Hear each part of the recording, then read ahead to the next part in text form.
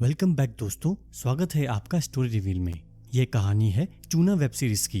अगर आपने पिछले पार्ट्स नहीं देखे हैं तो लिंक डिस्क्रिप्शन में है। पिछले 2 पार्ट्स में आप शुक्ला के सारे दुश्मनों से मिल चुके हैं। अब इस पार्ट में आप देखेंगे कि ये सब मिलके कैसे शुक्ला के 600 करोड़ चुराने का प्लान बनाते हैं। तो चलिए दोस्तों आगे बढ़ते हैं इस कहानी में। बेला को किडनैप करके मिंटू उसे अपने अड्डे पे ले गया और मिंटू ने याकूब से 25 लाख की डिमांड की। याकूब के पास इतने पैसे नहीं थे तो उसने बांकेलाल से मदद मांगी।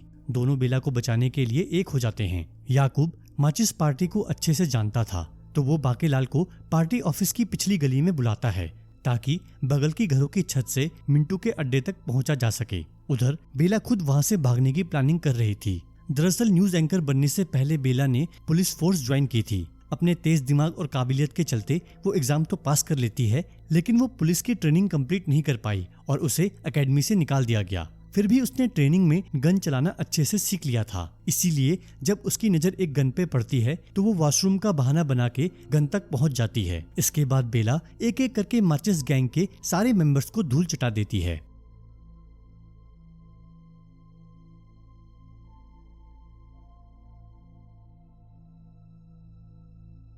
और जब तक याकूब और बांकेलाल वहां पहुंचते हैं वो मिंटू के अड्डे से भाग चुकी थी। बाहर उसे दीक्षित से पता चलता है कि बांकेलाल और याकूब उसे बचाने के लिए मिंटू के अड्डे पे गए हैं। दीक्षित याकूब को फोन पे बताता है कि बेला खुद ही बच के बाहर आ गई है। ये सुन के वो दोनों भी मिंटू के अड्डे से बाहर आ जाते हैं। लेकिन इस सब में माचिस पार्टी के अड्डे पे खूब गोलाबारी होती है और इसकी खबर पुलिस के जरिए शुक्ला तक पहुँच जाती है। शुक्ला के मना करने के बावजूद भी मिंटू ने याकूब के अगेंस्ट एक्शन लिया था। इसीलिए वो रस्तोगी से इस बात का ख्याल रखने को कहता है कि मिंटू और उसके आदमी हवालात से बाहर न आ पाएं। रात को नशे की हालत में बांकेलाल थाने आता है। इसके बाद वो अपनी बेल्ट से दोनों की खूब धुलाई करता है। बांकेलाल दारू के नशे में उन्हें अपना प्लान बता देता है कि कैसे वो अपने साथियों के साथ मिलके शुक्ला के पैसे गायब करने वाला है। अगली सुबह जब उसकी आंख खुलती है तो वो अपने घर के बाथरूम में पड़ा हुआ था। नशा उतरने पे उसे याद आता है कि उसने कल रात मिंटू को अपना प्लान बता दिया है। टेंशन में आके वो ये सब बातें याकूब को बताता है। याकूब और बाकी का गैंग ये प्लान बनाते हैं कि वो त्रिलोकी को शुक्ला का वकील बना के मिंटू के पास भेजेंगे, जहाँ त्रिलोकी पिछली रात को हुई बातों को उगलवाने की कोशिश करेगा। त्रिलोकी शुक्ला का वकील बनके दोनों से मिलता है। फिर यहाँ पे दिखाया जाता है कि असल में पिछली रात हुआ क्या था। बांकेलाल इतना नशे में था कि ना तो वो कुछ बोल पा रहा था और ना ही उसने दोनों को मारा। वो बस हवा में बेल्ट चलाता रहा और थोड़ी देर बाद नीचे गिर के सो गया। गैंग का प्लान अभी भी सेफ था, इसीलिए सब खुश हो जाते हैं। उधर सीएम अब शुक्ला के पीछे पड़ गया था। सबसे पहले वो पठानी टोला की जमीन पे शुरू हुए कंस्ट्रक्शन को सीबीआई की टीम भेज के साइट को सील कर देता है। इसके बाद वो शिनॉय बिल्डर्स के होटल में इनकम टैक्स की रेड करवाता है और पुलिस शिनॉय बिल्डर्स के मालिक के खिलाफ गिरफ्तारी का वारंट लेके उसके होटल पहुंच जाती है। ये बात जब शुक्ला को पता चलती है तो वो अपने वकील को भेज के कोर्ट से शिनॉय के अरेस्ट का स्टे ऑर्डर भिजवा देता है। अब सीएम और शुक्ला दोनों आमने सामने आ गए थे। अब शुक्ला 8 एमएलएस को खरीदने का प्लान बना रहा था, जिसके लिए 500 करोड़ शिनॉय देने वाला था और 300 करोड़ शुक्ला अपनी जेब से भर रहा था। शुक्ला के कहने पे अस्थाना ने पार्टी ऑफिस की सिक्योरिटी और बढ़ा दी ताकि उसके पैसे सेफ रहें। लेकिन अंधविश्वास के कारण शुक्ला को पंडित जी की कमी महसूस हो रही थी और वो एक ऐसे तांत्रिक की तलाश में था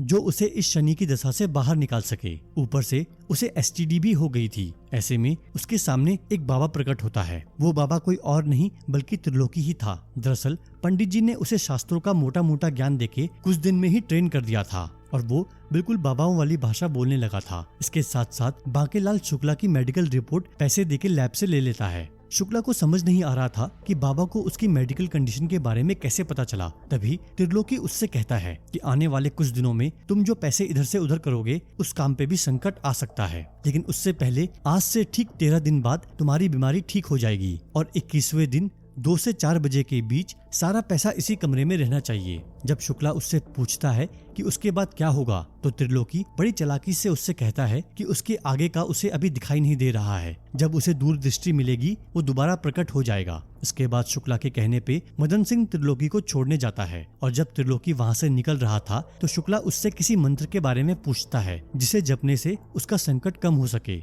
त्रिलोकी उससे कहता है कि तुमने हाल ही में एक लड़के से दुश्मनी मोल ली है, उससे अपना बैर खत्म कर लो, तुम्हारे ग्रह थोड़े शांत हो जाएंगे। शुक्ला समझ गया था कि बाबा का इशारा याकूब की ओर है। जब मदन त्रिलोकी को कार से लेके जा रहा था तो त्रिलोकी उसी जगह पे गाड़ी रुकवाता है जहाँ पे मदन ने पंडित जी को गोली मारी थी। वो मदन से कहता है कि तुमने इसी जगह पे एक पाप किया है और प्रायश्चित करने के लिए तुम्हें मंत्र पढ़ना होगा। जब मदन मंत्र पढ़ने में बिजी था, त्रिलोकी ब्रिज के नीचे छिप जाता है। मदन को लगा कि बाबा अपने चमत्कार से गायब हो गया है। दरअसल त्रिलोकी भेष बदलने में माहिर था। वो सब्जी वाला बन के पार्टी हाउस में घुसा और विष्णु की मदद से वो भेष बदल के बाबा बन गया। इसीलिए किसी को पता नहीं चला कि वो पार्टी हाउस में घुसा कैसे। उधर बेला को भी चोरी की प्लानिंग के बारे में पता चल गया था। वो याकूब को बुला के उसे बता देती है कि वो प्रेग्नेंट है।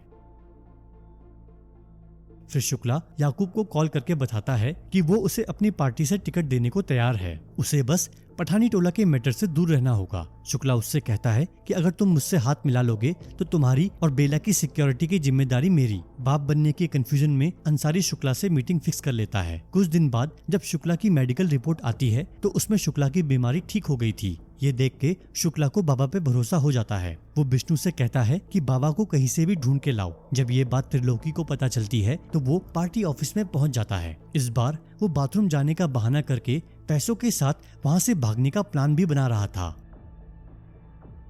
बाथरूम से बाहर आके त्रिलोकी कहता है कि तुम्हारी टॉयलेट सीट गलत दिशा में लगी हुई है, उसे तुरंत बगल वाली दीवार में शिफ्ट करा दो। इसके बाद वो शुक्ला से कहता है कि आने वाले सूर्य ग्रहण के दिन तुम अपना सारा पैसा इसी कमरे में रख देना और ग्रहण की नेगेटिव एनर्जी दोष ग्रसित पैसों को दोष से मुक्त कर देगी। इस दौरान इस कमरे में कोई भी मौजूद नहीं रहना चाहिए और मैं तुम्हारे घर पे यज्ञ करूंगा ताकि तुम्हारा संकट टल जाए। पंडित जी जानते थे कि शुक्ला को अगर बेवकूफ बनाना है तो उन्हें ज्योतिष विद्या का ही सहारा लेना पड़ेगा और होता भी ऐसा ही है। शुक्ला त्रिलोकी की बातों में आ जाता है। अब सबको चोरी की प्रैक्टिस करनी थी तो जुम्पा अपनी प्रोग्रामिंग का यूज करके वर्चुअल रियलिटी का पार्टी हाउस बना देती है।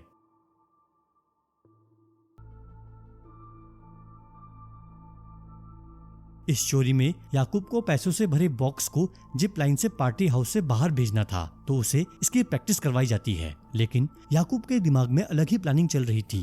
वो शुक्ला के पार्टी हाउस में जाके उससे हाथ मिला लेता है। बेला ये बात बाकेलाल को बताती है। पूरा गैंग इस न्यूज को देख के दंग रह जाता है। दोस्तों, ये था इस कहानी का तीसरा पार्ट। अगले पार्ट में ये कहानी पूरी हो जाएगी। अगर आप यहाँ तक पहुंच ही गए हैं तो प्लीज चैनल को सब्सक्राइब करें और बेल आइकन दबाना ना भूलें। अब आपसे मुलाकात होगी नेक्स्ट वीडियो में।